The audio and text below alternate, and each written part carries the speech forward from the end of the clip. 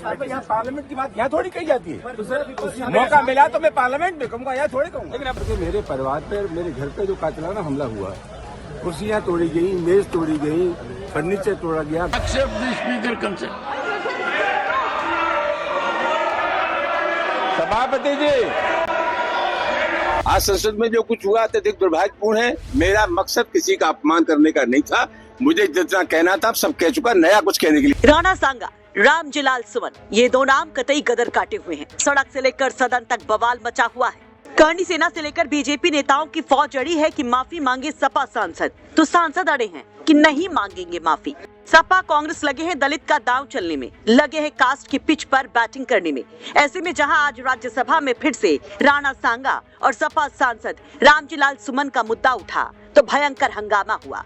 BJP Rana सांगा और माफी मांगने के नारे लगाती है, तो वहीं इंडी गठबंधन की ओर से दलित सांसद के घर पर अटैक को हथियार बनाया जाता है। बरसते हैं विपक्ष के नेता और इस बीच खामोशी से सदन में बैठे होते हैं रामजीलाल सुमन अपनी बारी के इंतजार में। बहसा बहसी के बीच करीब 11:28 पर सभापति धनखड़ पुकारते हैं रामजीलाल सुमन का नाम। आती है बारी सपा सांसद की। गला साफ कर बड़े कॉन्फिडेंस के साथ खड़े होते हैं सांसद अपनी बात रखने।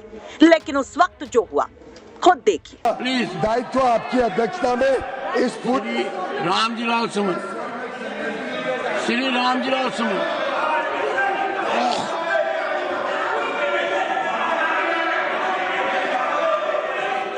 सभापति जी, is going on record, except the speaker consent. सभापति जी,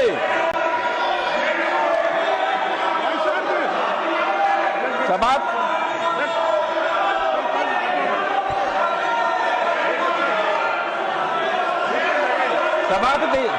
हाउस है बस बोले The House is adjourned to meet at noon today. कहाँ सुन रहे हैं? तो इधर सपा सांसद खड़े होते हैं बोलने, उधर शुरू हो जाता है भयंकर हंगामा। बीजेपी सांसद अपनी सीटें छोड़कर खड़े हो जाते हैं, कुछ तो बाहर ही निकल आते हैं रामजीलाल सुमन को घेरने के लिए, जिसके बाद हालात को देखते हुए सभापति सदन को स्थगित कर देते हैं। बोलने का मौका ना मिला तो रामजीलाल सुमन जब बाहर आए तो इसे शर्मनाक बता दिया। आज संसद में जो कुछ हुआ अत्यधिक दुर्भाग्यपूर्ण है।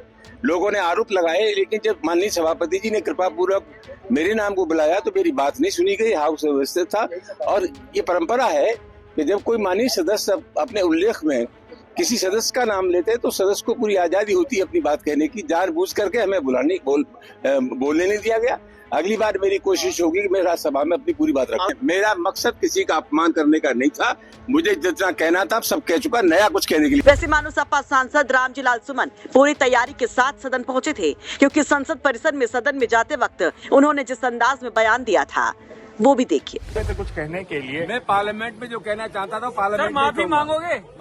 मैं कल जो कुछ कह चुका हूँ काफी। अभी तो बता अभी मैं कुछ नहीं कहना चाहता। सर, आप माफी मांग सकते हो सर? कुछ नहीं कहना चाहता। तो अपने बयान पर कायम है आप? अपने बयान पर कायम है? No comment, no comment.